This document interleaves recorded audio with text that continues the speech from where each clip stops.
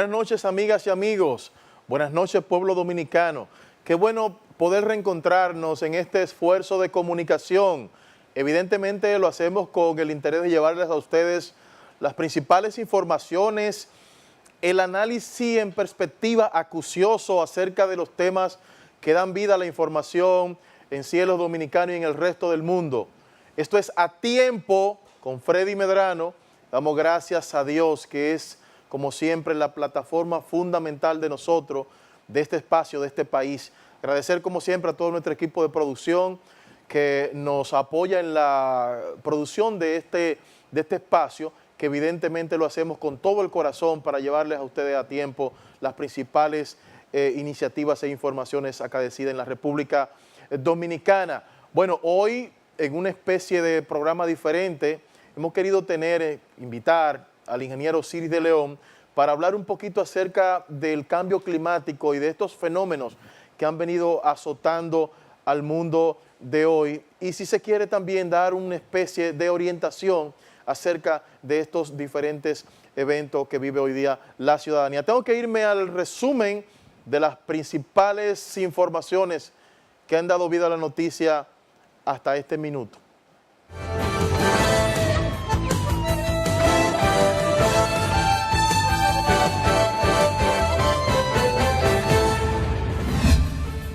El director del Centro de Operaciones de Emergencias COE, Juan Manuel Méndez, informó que 11.000 personas fueron desplazadas por los efectos ocasionados por el huracán Irma, de los cuales 7.926 fueron llevados a albergues oficiales.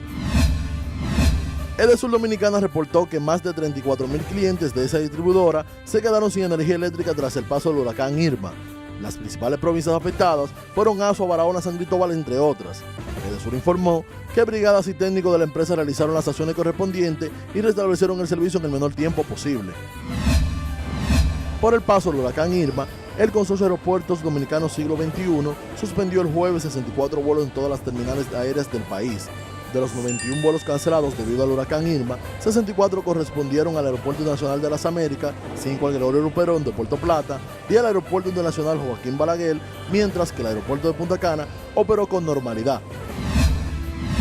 El Ministerio de Educación notificó que para mañana lunes es el reinicio de la docencia, luego del paso al territorio nacional del huracán Irma. El director de comunicaciones de la dependencia, Miguel Medina, dijo que fueron insignificantes los daños a los planteles escolares como consecuencia de los efectos del fenómeno atmosférico. Un tribunal impuso 1 año de prisión preventiva en contra de Alberto Antonio Sánchez Johari, de 36 años, padrastro de Dioscairi Gómez, la joven cuyo cuerpo fue hallado en llamas en Sierra Prieta, municipio Fantino en la provincia de Sánchez Ramírez. Carlos Rafael Gómez, padre de la hoy Ocisa, dijo que Sánchez Reynoso habría admitido el crimen ante la Fiscalía del referido municipio. El Consejo Nacional de Defensa del Consumidor, CONADECO, rechazó la fusión de plantas de pedio de gas licuado de petróleo con las de gasolina, la cual califican de arriesgada y muy peligrosa para la población. Estamos totalmente opuestos a que este proyecto pueda prosperar en este momento. ¿Por qué? Porque en este país no existen las condiciones para juntar la venta de estos tres combustibles sin dar la debida seguridad a los usuarios, al entorno de las bombas de las estaciones, incluso a los propios expendedores, a los propios empleados de las estaciones. Una colombiana murió la tarde del pasado viernes al caer del piso 16 de una torre en el sector Riquillo, en lo que se presume que fue un suicidio. María André García Osorio, de 42 años, cayó sobre el techo de la terraza del segundo piso de la Torre Cherry Cuarta, ubicada en la avenida Riquillo, casi esquina Luperón. Personal del Instituto Nacional de Ciencias Forenses procedieron en el levantamiento del cadáver, mientras que agentes de la Policía Nacional realizan las investigaciones del lugar. Especialistas advierten sobre las enfermedades infectocontagiosas que pudieran estar afectando algunas zonas del país producto de las inundaciones, la basura y la contaminación de agua potable tras los efectos del huracán Irma en el territorio dominicano, mientras que las autoridades vigilan muy de cerca las comunidades más vulnerables. Enfermedades diarreicas agudas pudieran estarnos afectando porque definitivamente las condiciones de agua y de saneamiento no son las mismas en estos momentos. Tenemos muchos sistemas afectados, algunos de ellos fuera de servicio total o parcial para el abastecimiento de agua.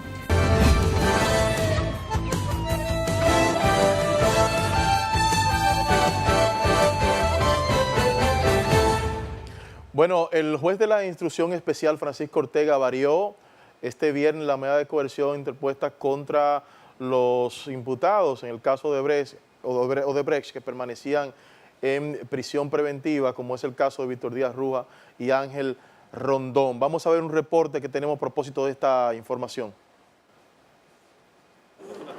El ex secretario de Obras Públicas Víctor Díaz Rúa y el empresario Ángel Rondón, encartados en el expediente por sobornos en el caso de Brecht, volvieron este viernes a verle la cara al juez Francisco Ortega Polanco, quien lo envió a la cárcel al dictarle medidas de coerción cuando conoció ese expediente por primera vez.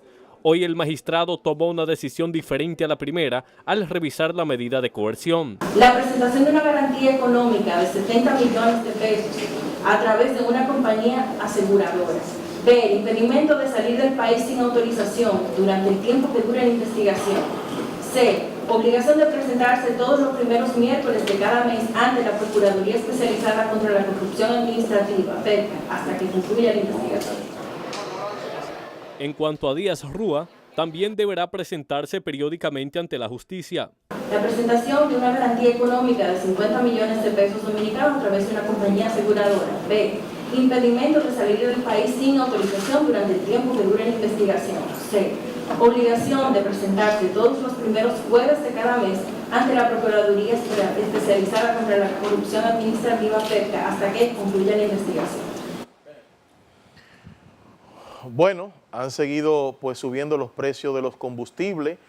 En esta semana el impacto ha sido mucho mayor. Recordemos que la semana pasada hubo un aumento de 5 pesos en algunos tipos de combustible, específicamente en la gasolina premium y en la regular.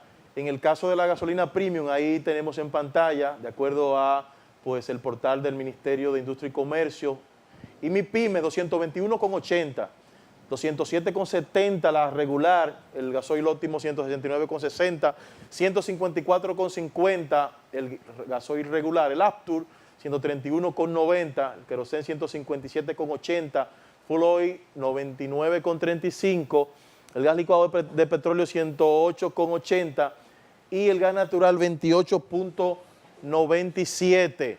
Es tiempo ahora de irnos a las internacionales. Nos vamos de inmediato a la pausa y retornamos. Ya está aquí en el estudio nuestro amigo, el ingeniero Osiris de León. No se vaya.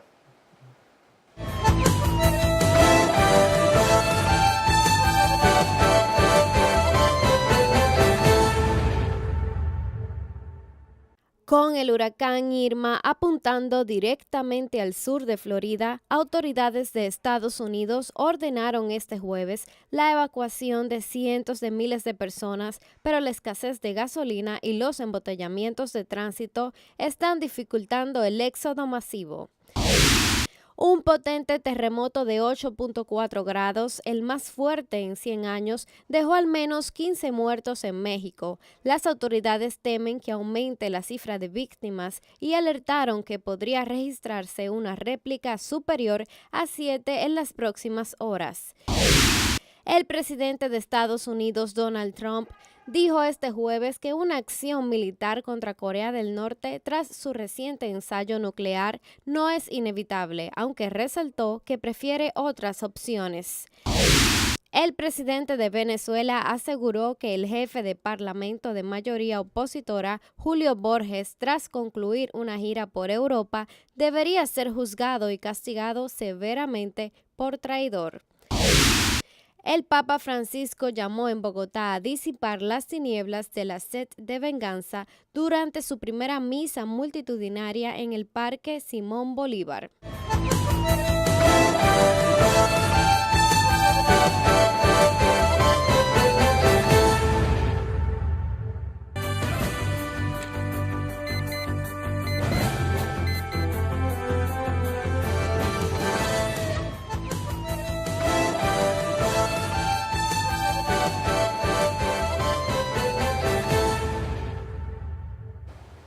Bueno, gracias por continuar con nosotros. Como les habíamos anunciado al principio de este programa a tiempo, tenemos la grata presencia del ingeniero Osiris de León. Con él vamos a estar conversando acerca de temas de sumo interés en esta noche. Buenas noches, ingeniero. Buenas noches, Freddy. Buenas noches a todo el pueblo dominicano. Contentísimo de estar compartiendo contigo y con todo el país temas que ojalá resulten de interés para la sociedad. Bueno, según la portavoz de la Oficina Mundial de la Meteorología, la señora Nulis, el huracán Irma, el más impactante en el Atlántico. Mira, Irma es lo más monstruoso que se haya generado en toda la historia de la ciclonología en el Océano Atlántico. Solamente superado a nivel global por el huracán Patricia, que hace un par de años en el Pacífico, del lado occidental de México, llegó a alcanzar vientos máximos sostenidos de 325 kilómetros por hora. En este caso, Freddy, estamos hablando de que Irma desarrolló vientos máximos sostenidos, medidos, de 298 kilómetros por hora. Quiere decir que los no medidos te pudieron llegar perfectamente a 300 kilómetros por hora, considerando que las ráfagas llegaron a 350 kilómetros por hora y que en el Caribe no tenemos cultura de construir para carga de viento de 300, ni mucho menos 350 kilómetros por hora. Estamos hablando de que el Centro de Huracanes de Miami declaró a Irma el pasado miércoles como un huracán potencialmente catastrófico, porque nunca ni las Antillas Menores,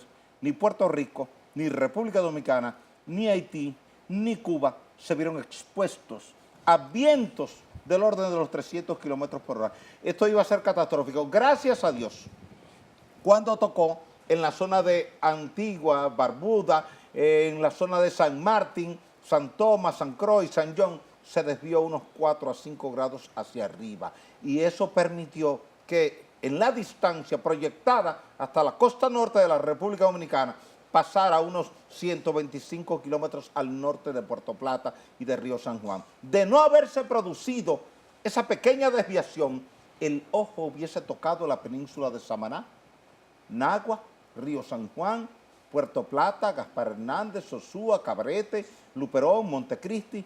Y te puedo decir, sin ánimo de alarmar al pueblo dominicano, que no hubiésemos podido hacer este programa porque las antenas de televisión se hubiesen caído en el país, las lluvias torrenciales hubiesen inundado todo el país y el país estuviera en situación de catástrofe. Y no catástrofe local, sino catástrofe internacional. Por suerte, y gracias a Dios, el ojo pasó al norte. Que no estoy de acuerdo con que algunas personas se molesten porque el ojo haya pasado al norte, por el Océano Atlántico, porque no sabía esa gente a lo que se estaba exponiendo. Es como usted estar en un paredón de fusilamiento, listo para ser ejecutado, y que a última hora llegue la orden donde a usted le exoneran de culpa y le liberan. Eso estaba pasando. El que sabe de meteorología, el que sabe de clima, el que sabe de fuerzas de viento, el que ha visto en otros países cómo un viento impacta y destruye una zona, el que vio a David, el que vio a George aquí en este país, el que vio a Katrina, el que vio a Sandy en New York, sabe lo que es el poder. Barack Obama, en octubre del 2012, cuando llegó a New York y vio la destrucción que había provocado el huracán Sandy en la zona de Long Island y New Jersey, le dijo a la FEMA, que es la Agencia de Administración Federal de Estados Unidos, y a la prensa: señores, después de ver esta destrucción, tengo que reconocer que el cambio climático es una realidad y que Estados Unidos tiene que trabajar para sumarse en la protección de la población para reducir las emisiones de gases de efecto invernadero, porque huracanes como estos van a destruir nuestra economía. En el caso o en el tema de la infraestructura en República Dominicana, hay un tema que siempre tú has estado puntualizando y tiene que ver exactamente con el diseño de las construcciones en nuestro país. También has dicho que hay que tomar medidas para reforzar un poquito el tema de las infraestructuras, pero ¿qué hacer con ya este parque de infraestructura que tenemos plantado en la República Dominicana?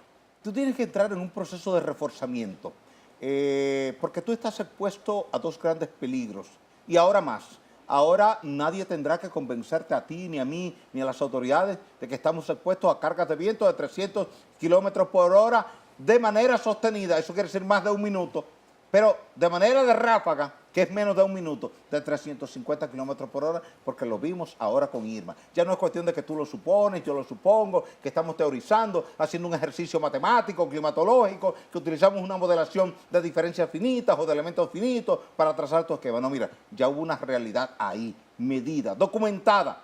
Irma va a pasar a los libros de récord como el huracán más poderoso que se ha formado en la cuenca del Océano Atlántico desde que la OMM, Organización Meteorológica Mundial, lleva registros a partir de 1880. esto tiene que ir ahora de la mano del Código de Construcción. Fíjate tú que mientras Irma pasaba de República Dominicana, un terremoto de magnitud 8.2 se producía en la parte sur de Chiapas, justo en la zona de contacto, atención a esto que es importante, entre la placa de Cocos, que penetra por debajo de la placa del Caribe, que es la de nosotros, y por debajo de la placa de Norteamérica en México. Ahí están las tres placas cerquitas, pegaditas, y en esa esquinita, ahí se liberó energía con la magnitud suficiente de 8.2 en la escala de Richter. Así como ocurrió ahí, puede ocurrir en nuestra placa. Quiere decir que tu planteamiento es totalmente válido en el sentido, primero, reforzar nuestras estructuras, las existentes, todas, para que resistan terremotos de magnitud hasta 8.2. Acuérdate que el del 4 de agosto del 46 fue de magnitud 8.1, con una réplica de 7.6, y ahora tuviste a Irma, con vientos máximos del orden de 300 kilómetros por hora y ráfagas de 350. Número 1, cambiar el Código de Construcción para que carga de viento suba ahora, Freddy, a 350 kilómetros por hora. ¿Por qué pasó lo que pasó en Barbuda?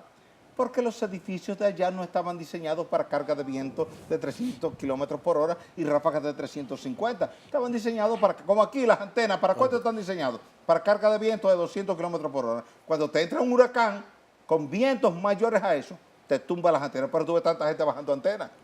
Ahora, ¿qué tenemos que hacer? Porque tú necesitas ya la información en el momento que el huracán va pasando. No podemos estar en la cultura de que viene un huracán, vamos a bajar la antena. No, montemos una antena que me aguante ese viento. Cuestión de que tú, como comunicador, le puedas dar información a la población en el momento que el evento va pasando. Y no que, no, tuvimos que salir del aire porque tuvimos que bajar la antena. Entonces, y del mismo modo, en la construcción tanto de edificios públicos, escuelas, hospitales, iglesias, como en la construcción privada, torres, apartamentos, residenciales, debemos considerar una carga sísmica equivalente a la de un terremoto de magnitud 8.2. De esa forma, habrás visto cómo colapsaron algunos edificios en México. Se fueron de rodillas, ¿sí? ¿Por qué? Por el esfuerzo cortante que genera. Tú sabes que acá en el Caribe trabajamos mayormente para carga muerta. Carga muerta en ingeniería es el peso del edificio. ¿Cuánto pesa? 100 toneladas, 500 toneladas, 1000 toneladas, depende del tamaño y depende de la altura. Perfecto. Ahora bien, mientras tú estás trabajando con carga muerta, que es el propio peso, no hay problema. El día que viene el terremoto no actúa la carga muerta, actúa la carga sísmica, que te lo sacude horizontalmente. Entonces un edificio que respondía bien a carga muerta, ahora responde mal a carga sísmica y por eso colapsa. Fue lo que pasó en Puerto Príncipe, Haití, el 12 de enero del año 2010. Un terremoto de magnitud 7 que no debió haber producido casi daño, de repente te tumba 400.000 edificaciones, ricas y de gente pobre, de todo tipo, y te mata a 316.000 personas, una tragedia en nuestra isla. Haití no está en la India, Haití no está en África, Haití está en nuestra isla, así como fue ahí en Puerto Príncipe, pudo haber sido en Jimaní, porque la falla pasa por ahí, pudo haber sido en Duvergé, porque la falla pasa por ahí, pudo haber sido en Barahona, porque la falla pasa por ahí, pudo haber sido en Asua, porque pasa al sur de Asua, y pudo haber sido en la capital, porque esa misma falla pasa al sur de la capital. Quiere decir que... ¿Y qué hubiésemos tenido con esta metrópolis ya llena de torres, de edificios modernísimos y demás? ¿Qué hubiese pasado si no hubiese... Irma. Sí. Mira, los vientos hacen más daños en altura que en los niveles bajos. ¿Por qué? Porque en altura tú tienes más libertad de acción de la carga de viento. En los niveles bajos tú tienes muchas edificaciones y el viento se va atenuando, va chocando con otras casas que están ahí y entonces cuando te llega a ti tú estás más protegido. Fíjate, tú te das cuenta, si hay un remolino cerca de tu barrio, ¿qué haces tú? Te pones detrás de una casa para que el viento no te golpee directamente, sino que la pared te sirva de protección.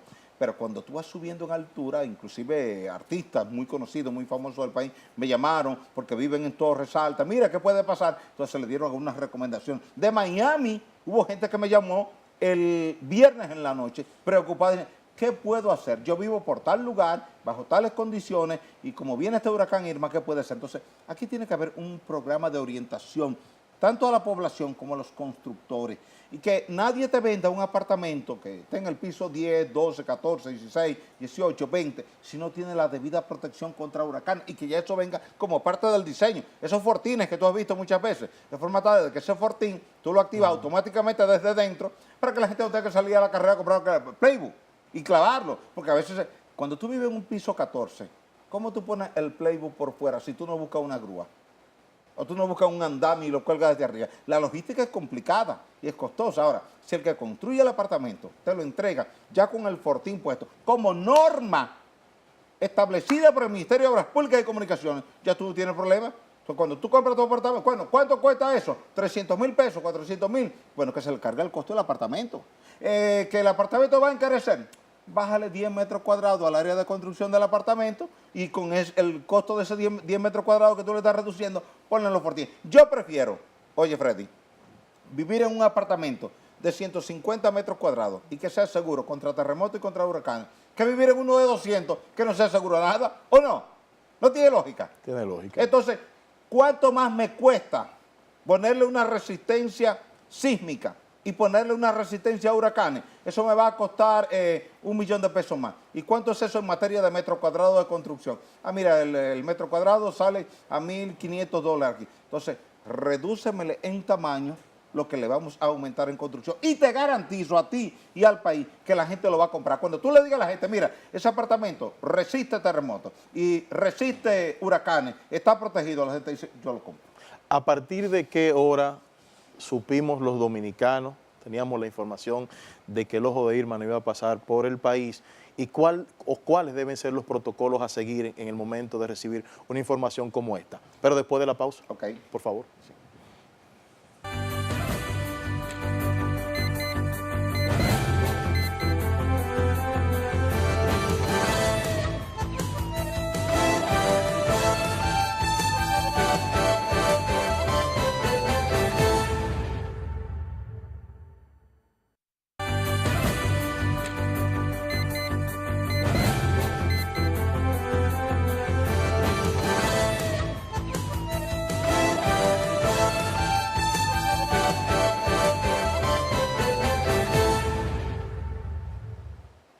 Bueno, gracias por continuar acá en A Tiempo con Freddy Medrano. Seguimos con una interesantísima entrevista con el ingeniero Osiris de León, que a propósito le hemos traído en el día de hoy para que nos arroje luz acerca de esta situación que está viviendo el mundo de hoy con el tema del cambio climático. Ingeniero, ¿a partir de qué momento se supo que Irma no iba a pasar por la República Dominicana, y cuáles son los protocolos a tomar para que la información pues maneje la población maneje la información certera con relación a esto?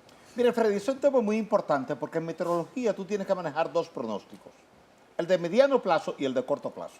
Cuando tú estás frente a un fenómeno meteorológico extremo, digamos un huracán categoría 5, que es un monstruo como este, tú tienes que darle seguimiento minuto a minuto. ¿Qué hicimos algunos que le damos seguimiento a este tema? Estábamos chequeando la posición de Irma cada 15 minutos, con la imagen de satélite. Cada 15 minutos, ¿dónde está? ¿Cómo se movió? Y ahí podíamos ver cuál era la trayectoria que seguía, y uno chequeaba condiciones de temperatura del mar, condiciones de presión barométrica, condiciones de flujo de viento, y eso te ayuda a ir definiendo dónde va a estar el fenómeno en las próximas 3, 4, 5 horas. Entonces, por eso permanentemente los medios de comunicación nos convocaban para hacer análisis de cuál era la trayectoria. Ya para el miércoles en la mañana estaba definido que por las condiciones del Océano Atlántico y por el impacto que estaba teniendo el huracán Irma en Barbuda, en San Martín, en San Tomás, iba a cruzar por la costa norte. 2 días antes había una indefinición. ¿Y por qué había una indefinición? Porque el huracán primero se había movido hacia el noroeste, es decir, hacia arriba, como yendo de la capital para Santiago.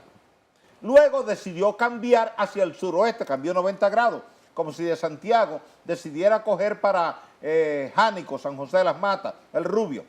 Y luego tomó hacia el oeste, como si desde Jánico quisiera coger para Restauración, Oeste Franco. Oeste Franco, para que la gente esté familiarizado con el tema, es solamente la línea horizontal que va de derecha a izquierda. Horizontal, plana, sin inclinarse. Si usted la inclina para arriba, ya esa línea es noroeste. Y si la inclina para abajo, ya es suroeste. Mucha gente se confundió en esto y cuando el huracán se estaba moviendo al noroeste, te decían que el huracán se estaba moviendo al oeste. Cuidadito, porque eso es peligroso.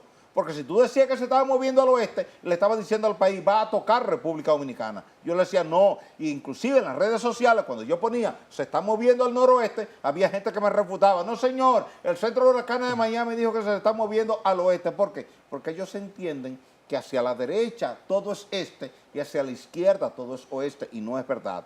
El vector oeste es un vector que tiene 270 grados, medido desde cero, dando la vuelta 90, 180, 270. Eso es lo que es oeste franco. Cuando usted traza una línea horizontal de derecha a izquierda, eso es oeste. Por encima de ahí, aunque sea un grado, ya es noroeste. Y por debajo de ahí, aunque sea un grado, ya es suroeste. Y eso es importante. ¿Tú sabes por qué? Porque eso es como, por ejemplo, cuando un francotirador está tirando a un blanco, está probando en un campo de tiro. Es decir, si tú mueves el cañón medio milímetro allá cuando llegue al blanco, la diferencia es de más de 2 metros. ¿Por qué? Porque es un ángulo. Entonces el ángulo se va ampliando con la distancia, porque es un arco. Es el arco de la circunferencia. Se va ampliando. Por eso en meteorología hay que tener ese cuidadito, porque se te puede decir, digamos que si al llegar a Puerto Rico se te desvía 1 grado, llegando a República Dominicana, eso puede marcar una diferencia de 50 kilómetros. Si es en Antigua y Barbuda, que se desvía 4 grados al llegar a la República Dominicana, eso puede representar una diferencia de 100 kilómetros más al norte. Pero si en lugar de moverse hacia arriba, se te mueve hacia abajo, en lugar de impactarte en Puerto Plata, termina impactándote en la capital o en Santiago. Entonces, por eso que es importante tú ver la posición donde está, la trayectoria que ha traído las últimas 5 horas, 6 horas, 8 horas, para tú proyectarlo a las próximas 8 o 10 horas adelante y tú saber por dónde puede impactar. Y eso era lo que uno hacía, dándole seguimiento, para que las propias autoridades tomaran conocimiento de cuál era la realidad meteorológica de este fenómeno que amenazaba el país y el cual tenía a todo el mundo en zozobra, en pánico, en angustia. Las condiciones meteorológicas a partir del paso de este fenómeno en República Dominicana, ¿cuáles serían? Mira, ya el campo nuboso abandonó por completo la República Dominicana. Irma, después que pasó por acá, siguió por la parte norte de Cabo Haitiano, la parte norte de Port de Paz, Moli de San Nicolás, ya entró a la parte norte de Holguín, Cuba, que está en el oriente de Cuba, cerca de ahí de Baracoa. Siguió el sábado al mediodía, estaba en la zona de Santa Clara, que está en la parte central. Cuba es muy largo, es estrecho pero es largo, entonces estaba ya en la zona de Santa Clara, pero ya ahí comenzaba a moverse un poco hacia el norte, en ruta hacia la parte occidental de la península de la Florida. ¿Por qué ha cambiado tanto? ¿Por qué ha variado tanto hacia la razón. Florida? Estaba esperando por un lado, ahora estaba viendo... El huracán se mueve en función de 3 condiciones.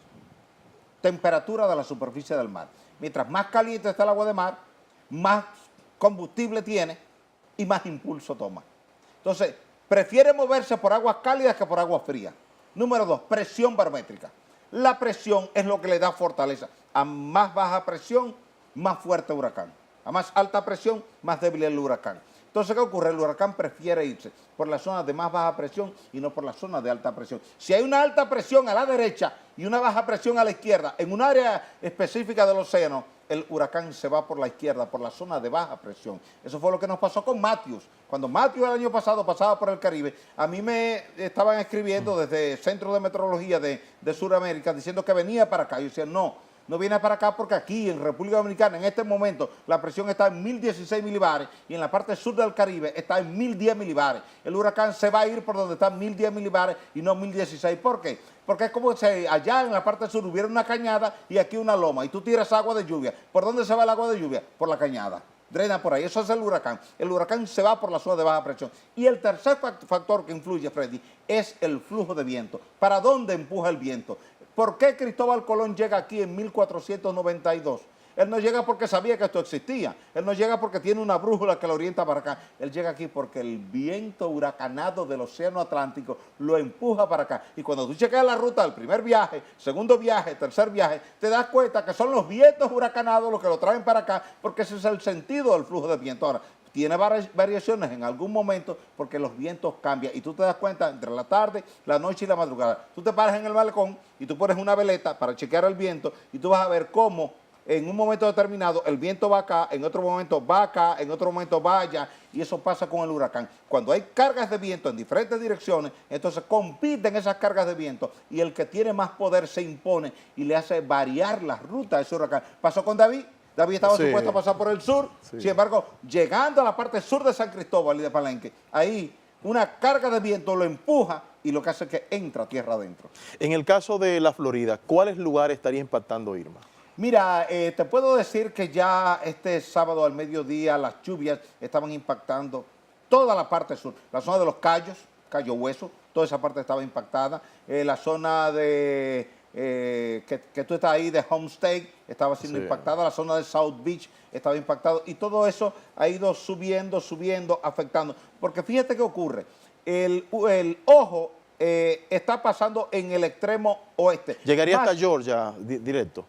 Las lluvias van a llegar. Van a llegar hasta ahí. Porque Georgia está queda inmediatamente al norte de la Florida. Así que toda esa zona, la parte norte de la Florida, digamos Orlando, Jacksonville, esa zona queda afectada e inmediatamente entra ahí a Georgia, al estado de Georgia y afecta. ¿Afectaría completamente Orlando, digamos, esta lluvia? Las lluvias van a afectar a Orlando.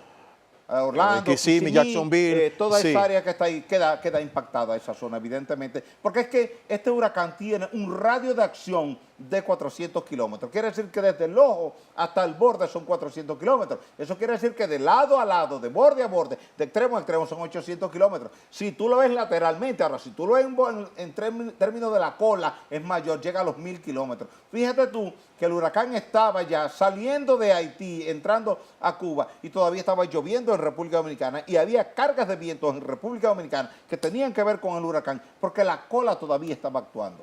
Bueno, en México un terremoto tan impactante como hace casi 100 años, según lo ha descrito el presidente Peña Nieto. Y casi también como el del año 85. Y casi como el del año 85, 32 y 85, así es. Entonces, el tema de la minería también se hace presente aquí en A Tiempo, pero vamos a hacer una pausa pequeñita. No se vaya, continuamos con más, con el ingeniero Osiris de León, quien nos honra con su visita.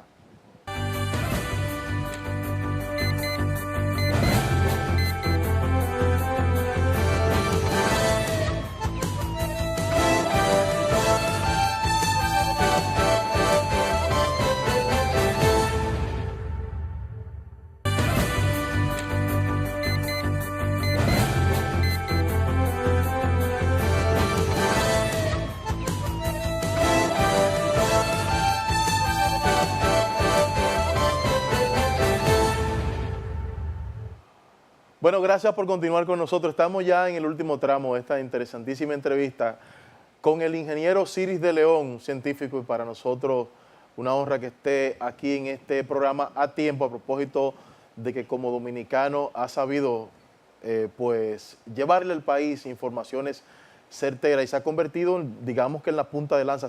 Ha sido un referente en todo esto que ha tenido que ver con la tormenta Irma. En el caso de México, ingeniero, este terremoto que ha sacudido pues México, 8.2. Muy fuerte. Pero fíjate, en la escala de Richter, cada vez que tú subes un punto, la sacudida es 10 veces más, pero la energía es 32 veces más. Entonces tú puedes estar hablando de que este terremoto fue un terremoto 40 veces más poderoso que el de Haití. Wow. El de Haití fue 7.0, este es 8.2. Si hubiese sido 8.0, fuera 32 veces más poderoso que el de Haití, porque la escala es logarítmica, entonces se multiplica siempre la sacudida por 10 y la energía por 32. Por eso que hay que esforzarse en todos estos países por construir con un criterio de sismo resistencia. Estamos hablando de que cuando un sismo de magnitud 8.2 encuentra suelo blando, como el de Los Prados, San Jerónimo, La Castellana, Los Alcarrizos, Pantoja, la Jacobo Masluta, Villamella, La Victoria, Los Guaricanos, los 3 brazos, te destruye todo lo que encuentra ahí, porque se amplifica. Es la parte débil. La parte débil en la corteza terrestre, en materia de sismicidad, es el suelo blando. Cualquier suelo que tú lo excavas fácil para tu cisterna, con pico y pala, porque es arcilla, es limo, es caliche, es arena, es grava, ese suelo es pésimo en términos de respuesta sísmica, porque es el suelo que amplifica el espectro sísmico. La roca es rígida. Así como cuando tú eras niño y tú vas en la escuela y tú cogías un poquito de lodo en el recreo y tú hacías un muñequito o un carrito o una ruedita, cualquier cosa, porque se dejaba moldear, tú nunca pudiste hacerlo con una roca, porque la roca no se deja moldear. La roca es rígida. Tú tomas un pedazo de piedra y tratas de doblarlo y nunca puedes doblarlo. Entonces esa rigidez que tiene la roca impide que la onda sísmica se amplifique. La onda sísmica que hace daño es la onda de corte, la onda S, la onda secundaria, la onda que viene detrás. Al principio de un terremoto te llega una onda de compresión, una onda primaria, que es una onda longitudinal, vibra en la misma dirección del impulso, va moviéndose para allá y empuja para allá. Sin embargo, tan pronto llega esa onda, viene detrás una onda de cortante que se mueve en esta dirección y después en esta dirección. Observa tú, Freddy, que siempre que hay un terremoto en cualquier parte del planeta, mucha gente te dice, sentí que me estaba mareando. ¿Por qué la gente siente que se está mareando? Ese es el momento en que llega la onda de corte. Al moverse el suelo así, y después así, y vuelve así, y después así, esos movimientos perpendiculares le hacen percibir a tu cerebro un esquema de rotación. Tú sientes que estás rotando. Y el cerebro, cuando siente que está rotando, piensa que hay un mareo y tú comienzas a agarrarte de algún objeto grande, fuerte, que esté cerca de ti porque piensa que es un mareo. No, es la onda sísmica de corte que está actuando en ese momento. Entonces eso fue lo que tuvimos en México. Todavía existe la creencia en una gran parte de la población, incluso del mundo, de que no existe un sistema sísmico que pueda, digamos que avisar pues a la ciudadanía con relación a un terremoto. En México se dice que hay un sistema sísmico que puede entre 40 y 60 segundos avisar con relación al impacto de las ondas telúricas. ¿Qué tan cierto esto y qué tan cierto entonces también de la efectividad en Japón, que tienen más de 4.000 sismómetros? Mira, el tema de México lo que hace es lo que puedes hacer tú en tu casa. Hay un aparatito que te cuesta $30, que es un sensor de ondas P y de ondas S. Entonces, ¿qué ocurre? Ese sensor registra la onda P, la onda primaria, y te emite una alerta, un silbido. Entonces ya tú sabes que hay onda P. Si hay onda P, tembló la tierra. Todavía no ha llegado la onda S. La onda P no tumba edificios, es la onda S la que tumba edificios. Entonces te da el tiempo de llegada de la diferencia entre la onda P y la onda S. La onda P viaja al doble de la velocidad de la onda S. Quiere decir que si tú estás en un suelo, una roca como la capital, donde la onda P viaja a 4.000 metros por segundo, la onda S va a estar viajando a 2.000 metros por segundo. Si el epicentro está cerca de ti, llegan casi juntas, porque la distancia es corta. Si el epicentro está lejos de ti, llegan distanciadas 50 segundos, 60 segundos, que es el caso de México. ¿Dónde está el potencial sísmico de México? En el Pacífico, allá en la zona de Guerrero, donde la placa del Pacífico entra por debajo de la placa de Norteamérica. Te da tiempo al Distrito Federal de esos 50, 60 segundos. ¿Por qué? Porque la distancia que hay de allá al Distrito Federal es de 325 kilómetros. Entonces, si tú tienes una distancia de 150, 200, 250 kilómetros, te da ese tiempo. Mientras más corta es la distancia de tu casa al epicentro, menor es el tiempo que tú tienes de llegada entre la onda P y la onda S, y menor es el tiempo que tú tienes para la reacción, para la respuesta, para la protección. Lo que México hace es eso. Ahora, ¿qué tiene Japón? Japón tiene sismómetros en todo el territorio, porque en Japón tú tienes 3 placas tectónicas que convergen. Tienes la placa de Filipinas, tienes la placa del Pacífico, y entonces tú tienes la placa de Eurasia. Ahí están compitiendo esos espacios. Por eso hay tantos terremotos en Japón. Ahora bien, ¿qué nos y en el falta caso de hacer? República Dominicana. No tenemos nada. Algunos sismógrafos ahí que no funcionan todavía muy bien. ¿Qué tenemos que hacer? Mira, siempre que hay un proceso de rotura de la corteza terrestre, es porque una placa tectónica está empujando sobre la otra, la deforma, la pliega tanto como tú plegabas la regla tuya en la escuela primaria, y llegaba un momento que tú, queriendo darle mucha flexibilidad, ¡crack!, la partías accidentalmente, porque superaste el límite de plasticidad. Los materiales traen 3 límites: el límite de elasticidad, el límite de plasticidad y el límite de rotura. Tú llegaste al límite de rotura. Cuando la roca llega al límite de rotura, parte, y cuando parte es que libera la onda P y la onda S, y ahí es donde viene el terremoto. Ahora bien, ¿qué tú puedes hacer? Si tú sabes que los minerales que constituyen la corteza terrestre son silicatos, una mezcla de silicio y oxígeno. Y tú sabes que los silicatos, cuando se friccionan, producen corriente eléctrica, que llamamos corriente piezoeléctrica, y que esa corriente eléctrica genera un campo magnético, y que ese campo magnético combinado con el campo eléctrico te genera un campo electromagnético, y que el planeta Tierra tiene un campo electromagnético natural que va de polo norte a sur y de polo sur a norte. Entonces ese campo electromagnético local que se genera donde la corteza se está rompiendo al momento del terremoto, te genera una interferencia con el campo electromagnético. Es como que ahí yo estoy transmitiendo por aquí y tú estás transmitiendo por allí, y lo que yo digo produce ruido en tu transmisión y lo que tú dices produce ruido en la mía. Esa rotura te produce una especie de, en lenguaje figurado, un ruido en el campo electromagnético, y tú lo puedes identificar con un micromagnetómetro. Ahora, ¿qué ocurre? Como tú no sabes dónde va a romper, si aquí, si allí, si allá, y las fallas son muy largas, tú necesitas miles de micromagnetómetros instalados a lo largo de esa falla con antenas que reciban la información. ¿Y en qué tiempo pudiéramos tener a partir de esa información que ocurre el evento? No, horas antes del terremoto. ¿Horas antes? Horas antes del terremoto, pero tiene la inversión exacta. O sea, que es previsible totalmente. Claro, perfectamente. Yo lo he escrito en varios artículos y lo he planteado en muchos escenarios. Solo que y en términos de inversión. Esa inversión es muy... Sí, la inversión es alta. Es decir, que cualquier país de eso fácilmente tiene que gastar... Evidentemente eso viene con un diagnóstico... 40, 50, 80, 100 millones de dólares más o menos. Y a los países en vías de desarrollo no les gusta gastar en esas cosas. Y en el caso de República Dominicana, Osiris, tuvimos en el 2010, el sacudión de Haití. Haití, 12 de enero del 2010. 12 de enero de 2010. Y habíamos tenido en Puerto Plata uno en septiembre del año 2003. Sí, el caso de República Dominicana. Mira, la República Dominicana cada día que pasa está más cerca de sufrir un terremoto grande.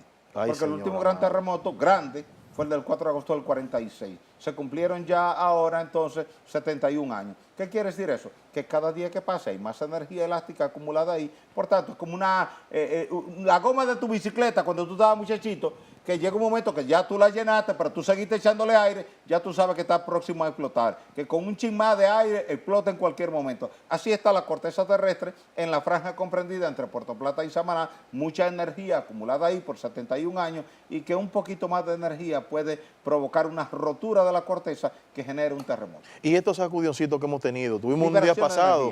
Son liberación de energía, pero están en puntos distintos. ¿Y de cuánto pudiera ser entonces? Tú puedes esperar un terremoto de magnitud igual o superior a 7.5. Jesucristo, pero eso es demasiado. No, uno no lo dice para alarmar, sino para que las construcciones tomen en cuenta ese potencial riesgo y para que las autoridades también lo tomen en cuenta. En el caso de la minería en República Dominicana, Osiris, hemos variado un poco la visión de una minería más responsable. ¿Cómo se ha avanzado en ese tema? Mira, cuando la minería comenzó en la República Dominicana, comenzó con la Alcoa, eso fue en el año 59, no había una ley ambiental. Luego siguió con Falcon Bridge en el 71 y después con la Rosario Dominicana en el año 75. No había una ley ambiental. Ahora, desde el 18 de agosto del año 2000, Freddy, tenemos una ley ambiental y la ley es clara. Tú tienes que presentar una evaluación de impacto ambiental de tu proyecto minero y un plan de adecuación ambiental para tu proyecto minero. Y el ministerio lo evalúa. Si lo considera pertinente, te lo aprueba. Si lo considera negativo, te lo rechaza. Tan simple. Es decir, si bien es cierto que tú tienes una dirección de minería que te otorga concesiones mineras, que ahora también lo comparte con el Ministerio de Energía y Minas, tú tienes un Ministerio de Medio Ambiente y Recursos Naturales que es autónomo. Y que aunque tú le das una concesión minera, si tu plan ambiental no satisface las expectativas del ministerio, no te lo aprueba. De ahí que, como todos los sectores tienen luces y sombras, la agricultura, la pecuaria, la hotelería, la minería, el urbanismo, la industria metalmecánica, todos tienen luces y sombras. Lo que daña no es qué se hace ni dónde se hace, sino cómo se hace. Si tú haces mala minería, produce un daño ambiental. Si tú haces mala agricultura, produce un daño ambiental. Si tú haces mala hotelería, produce un daño ambiental. Si tú tienes una mala pecuaria, en Moca, en Licey, produce un daño ambiental. ¿Qué es lo que tenemos que hacer? Poner a todo el mundo bajo el marco de la ley ambiental 6400, que nadie se salga de ahí, y el que se salga, usted le cierra las operaciones. No estoy de acuerdo con que haya gente en los medios de comunicación hablando tanto en contra de la minería sin ser expertos en minería ni en medio ambiente, porque eso no les ayuda a ellos, ni ayuda a la minería, ni ayuda a la agricultura, ni ayuda a la pecuaria, ni ayuda al urbanismo, ni ayuda a nadie, porque eso lo que hace es restarle credibilidad al discurso de los medios de comunicación. Hablemos de lo que sepamos. Cuando somos expertos en un tema, podemos hablar hablar con propiedad y con autoridad frente a la sociedad y vamos a disfrutar del aplauso de la credibilidad. Ahora, cuando yo venga aquí a tu programa a hablar de neurocirugía, José Joaquín Puello, que me esté mirando en su casa, se va a morir de la risa. Dice, mira esto, geólogo, y hablando de una especialidad tan complicada como la neurocirugía. Es lo mismo cuando usted se pone a hablar de minería sin usted conocer los procesos mineros, sin usted conocer los procesos metalúrgicos. Si yo te preguntara a ti ahora, o al ministro de Medio Ambiente, o al ministro de Energía y Minas, ¿qué metodología se va a utilizar en San Juan para la explotación minera? Tú me dirías, no, yo no lo sé. El ministro de Medio Ambiente me diría, no, yo no lo sé. ¿Por qué? Porque no se ha definido. Entonces tú no puedes darle un diagnóstico a un paciente que tú lo has mandado al laboratorio para hacerse un hemograma, un electrocardiograma, una resonancia magnética, etc. Tú no tienes ningún dato. Y por un simple aspecto visual que a alguien no te gusta, por el color de su piel o por el tamaño o por la ropa que lleva, tú no puedes emitir un diagnóstico negativo de ese ciudadano, porque a lo mejor resulta que es el sacerdote que anda vestido ese día de manera sencilla y humilde porque va a compartir con su feligresía en un barrio marginado. Osiris, gracias. Gracias a ti, Freddy, gracias al pueblo dominicano. Contentísimo de haber estado compartiendo contigo este programa especial.